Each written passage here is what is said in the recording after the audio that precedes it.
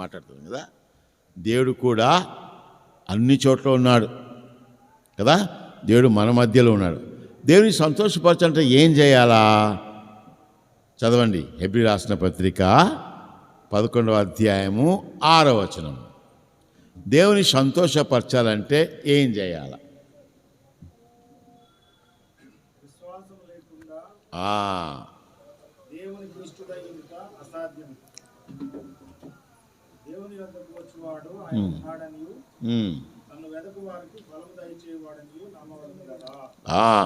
చూడండి, విశ్వాసం లేకుండా దేవునికి ఇష్టం ఉంటే అసాధ్యము. ఏమని విశ్వసించాలా? దేవుడు ఇక్కడ ఉన్నాడని. ఈరోజు అంచోట కెమెరా ఉంది కదా.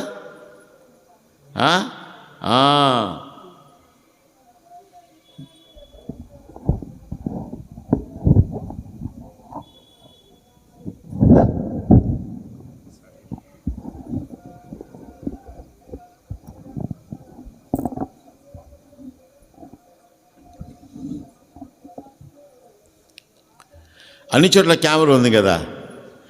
కెమెరా కనబడతాం. కెమెరా ఏముంటుంది? కెమెరా అంత చూడగలం కదా.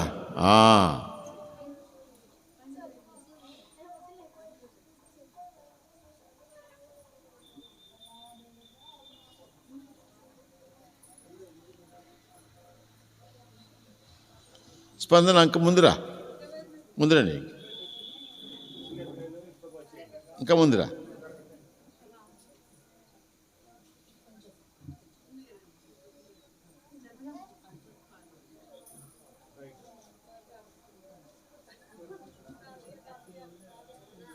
రెడీయా?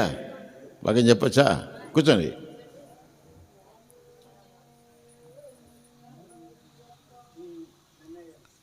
ప్రార్థన అంటే దేవునితో మాట్లాడడం. ఎవరన్నా దేవునితో మాట్లాడవచ్చు. అర్థమైందా? సూర్యుడు ఎవరి కొరకు? సూర్యుడు ఎవరి కొరకు? సూర్యుడు ఎవరి కొరకు? అందరి కొరకు. వర్షం ఎవరి కొరకు? అమ్మో వాళ్ళు మంచోళ్ళు కాదయ్యా అంటే వర్షం వాళ్ళ మీద పడకుండా ఉంటుందా? మంచోళ్ళు కానీ చెడ్డోళ్ళు కానీ దేవుడు ప్రేమ గలవాడు. మీ పిల్లలు ఒక పిల్లోడు చదువుతాడు, ఒక పిల్లలు చదవడు. మీరేమంటారు? చదవని పిల్లని కింద కూర్చోరు అంటారా? లేలే, అమ్మో నా బిడ్డ కదా. అదే విధముగా దేవుడు అందరినీ ప్రేమిస్తాడు. కొట్లాడినా ప్రేమిస్తాడు, కొట్లాడుకున్నా ప్రేమిస్తాడు. ఎందుకు చెప్పండి? దేవుడు ప్రేమ స్వరూపి. మనం గ్రహించాలా? నేను మింగేస్తా అయ్యో అట్లా అన్నాడు కదా. దేవుడు చెప్పండి, దేవుడు ప్రేమ స్వరూపి. దేవుడు ప్రేమయ ఉన్నాడు కదా. అన్నికంటే గొప్పది లోకంలో ప్రేమ కదా. ప్రేమ ఉంటే ఏం పర్లే కదా. ప్రేమ ఉంటే సంతోషం. కొట్లాడుకుంటే సంతోషమా? ఇంటికి పోతాము, అమ్మా అనగా మీకేం సంతోషం, నా పిల్లోడు వచ్చేసినాడు కదా. ప్రేమ. వాడు వచ్చి కొట్టడం అంటే ఎందుకులా వచ్చినావు అంటారు కదా. కాబట్టి దేవుడు ప్రేమ అంటే అందరికి ఇష్టం. కానీ దేవుడు ప్రేమ స్వరూపి. మనం గ్రహించాలా? దేవుడు మన దగ్గర ఏం అడగడు. దేవుడు అమ్మా ఎవరికో సంపాదిస్తావు? నా కొడుకు కొరకు కదా. ఏం తలస్తారు? ఊరు పోయినా అనుకో, ఖమ్మం పోయినా అనుకో, నా కొడుకు నా కూతురు స్కూల్ పోయినారు, వస్తారా, అన్నం తిన్నారు, ఊరుకుని రాదా? ఊరుకుంటామా? అదే తలస్తాం కదా. ఎందుకు? ప్రేమను బట్టి కదా. అదే విధముగా దేవుడు ప్రేమ స్వరూపి. దేవుడు మనకి ఏమొద్దు, ఆయనకు ఏం కావాలా చెప్పండి?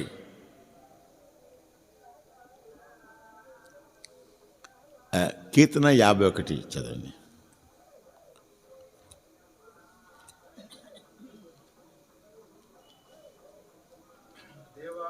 ఒక్క నిమిషం.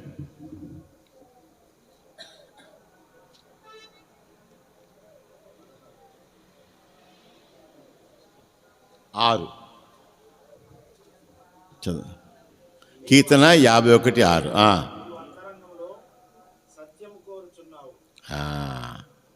దేవునికి ఏం కావాలా? హృదయంలో సత్యం కావాలా కదా. మనము దేవునికి ఏమొద్దు, దేవునికి ఏం కావాలా? నీ హృదయం సత్యం పలకాల. అర్థమైందా? దేవునికి సత్యం కావాలి కదా. ఎంత కష్టం కదా అబద్ధం ఆడితే.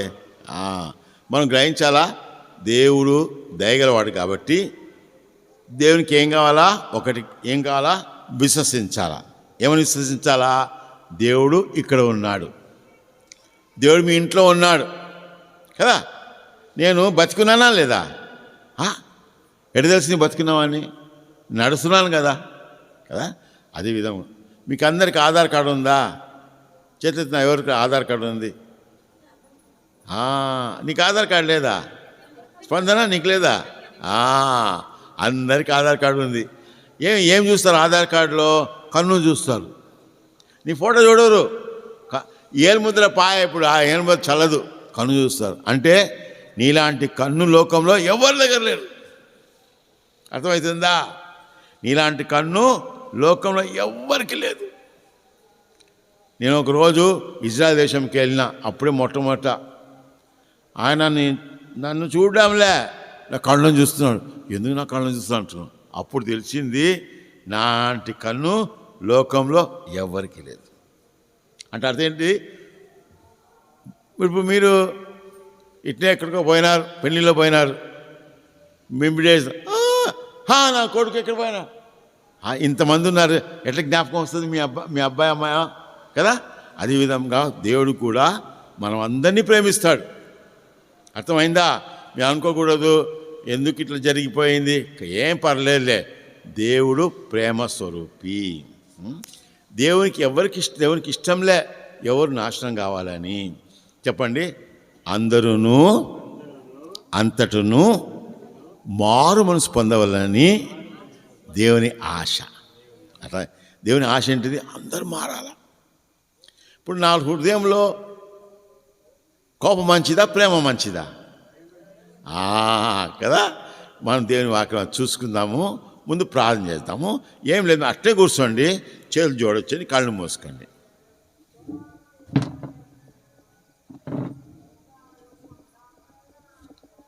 పరిశుద్ధమైన తండ్రి, మీరు మా దయగల దేవుడో ప్రభువా, మమ్మల్ని ప్రేమించి మా పాపను క్షమించి కొరకాయి పరలోకం విడిచిట్టు భూలోకానికి వచ్చినాం ప్రభా. మీరు మా దయగల దేవుడో ప్రభా, కనికరం గల దేవుడో ప్రభా. ఈ స్థలాన్ని పవిత్రపరిచిన వారై మీ సంధి గుర్తుకు మాకు సహాయం దయచేయండి. మీ యొక్క వాక్యం ద్వారా మాతో మాటను ప్రాణం చేసిన ప్రభా. యేసు ప్రభువా, మీరు మా దయగల దేవుడు, కనికరం గల దేవుడు కాబట్టి మా ప్రేమించి ఇంకెవరైతే పాపక్షామం పొందలేదో ఈరోజు పాపక్షామం పొందడానికి సహాయం దయచేయండి. మీరే వారిని కరుణించమని ప్రభు అయిన క్రీస్తు అడుగుచున్నాం తండ్రి. ఆమేన్. ఆమేన్ అంటే అర్థం ఏంటిది? చెప్పండి. ఇట్లు అవునుగాక. అర్థమైందా? మా ప్రాణం చేస్తాము. ఎప్పుడు భార్గవ్ బర్త్డే. ఎప్పుడు నీ బర్త్డే? అయ్యో ఇప్పుడు భార్గవ్ వరకు నేను ప్రార్థన చేస్తాను. ప్రభువా, భార్గవ్ దీవించి ప్రభు అంటే మీరు అందరూ ఏం చెప్పాలా? ఆమేన్ అంటే అర్థం ఏంటి? అట్లు అవునుగాక. అర్థమైందా?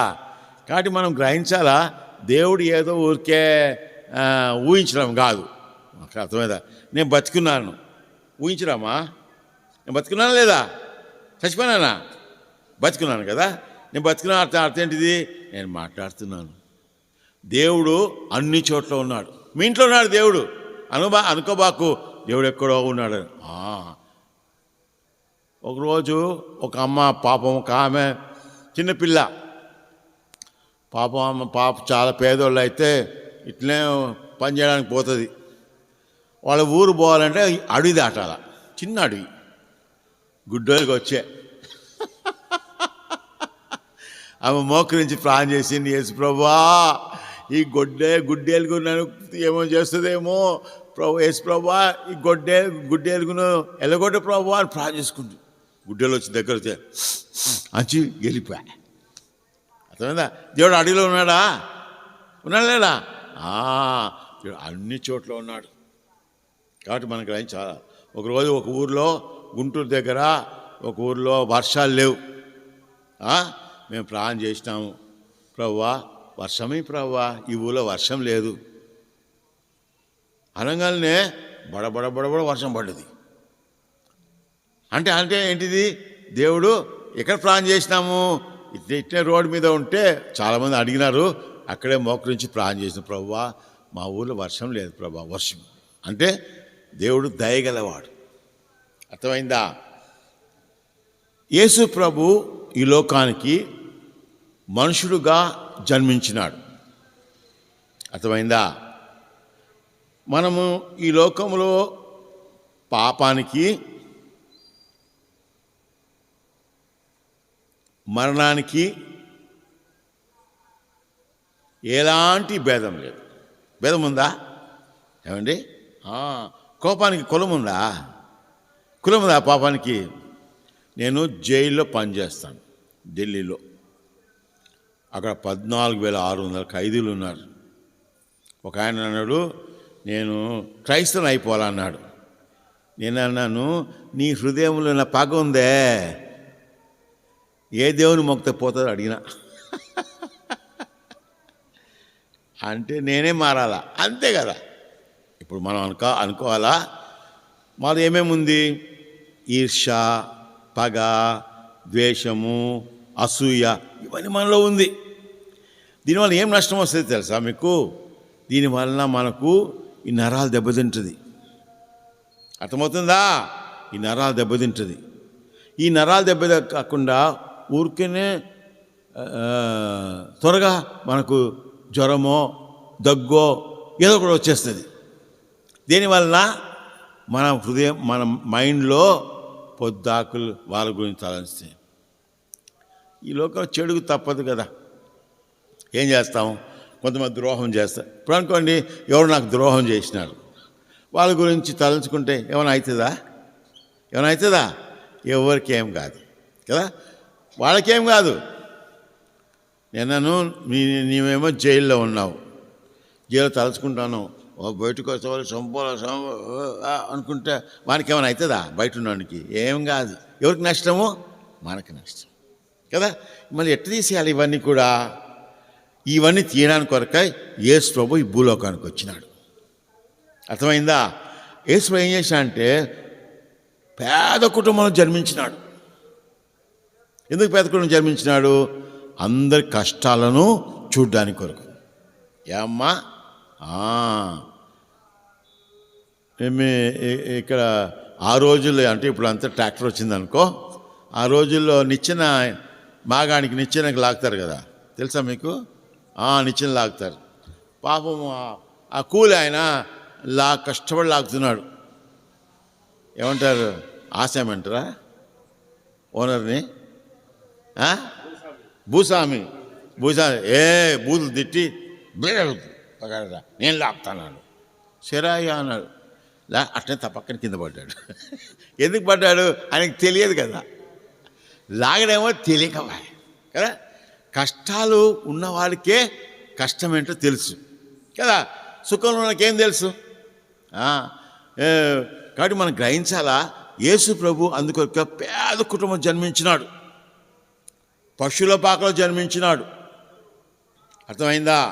ఆయన మామూలుగా ఎందుకు? అందరి కష్టాలు అనుభవించినారు. యేసు ప్రభు పాపాత్మతో భోంచేసినాడు, పాపాత్మతో పాటు సంచరించినాడు. వచ్చిన ఎవరి కొరకు? పాపాత్ముల కొరకు. ఎవరి కొరకు వచ్చినాడు? పాపి ఎవరు చెప్పండి? ఏ భేదము లేదు.